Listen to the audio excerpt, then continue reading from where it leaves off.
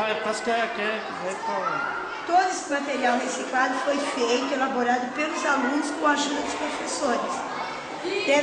Eu vou mostrar para o senhor a sala 10, que tem a instalação, é a maquete da nossa escola, um campo reformado, feito também pelos alunos do projeto Aprendiz de Turismo. Como é que nós queremos que seja esse campinho futuramente? E nós vamos levar esse projeto para os deputados, vereadores, prefeitos. Tá bom? Vou abrir para o senhor.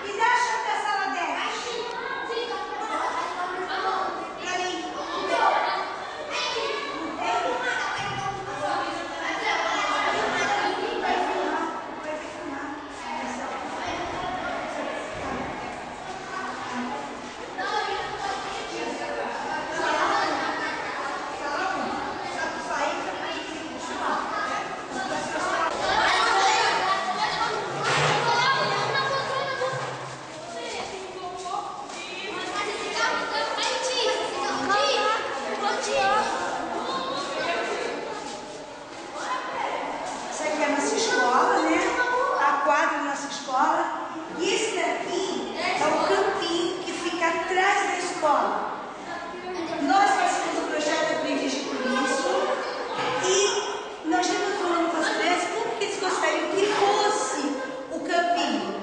Aí, isso aqui é a ideia deles. Um lago limpinho, uma quadra, né? Seria um polo esportivo.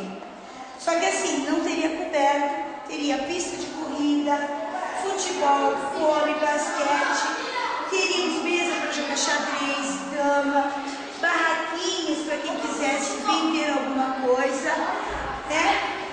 Então isso daqui está no papel, é o projeto da escola no Aprendiz de Turismo.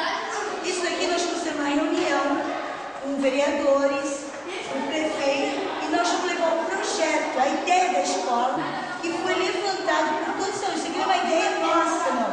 Isso aqui foi feito pelos alunos. Como é que eles gostariam que ficasse esse campinho atrás da escola? E aqui está a realidade deles. E nós pretendemos que futuramente, realmente, o campinho se torne esse polo esportivo.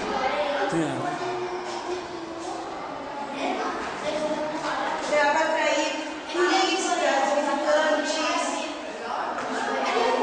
até jogos, né, entre cidades, fossem aqui.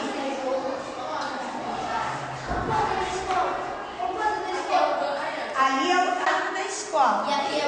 E aqui é o campinho que nós queremos, né, que os alunos, com a ideia dos alunos, se torne campinho. Aqui é a escola.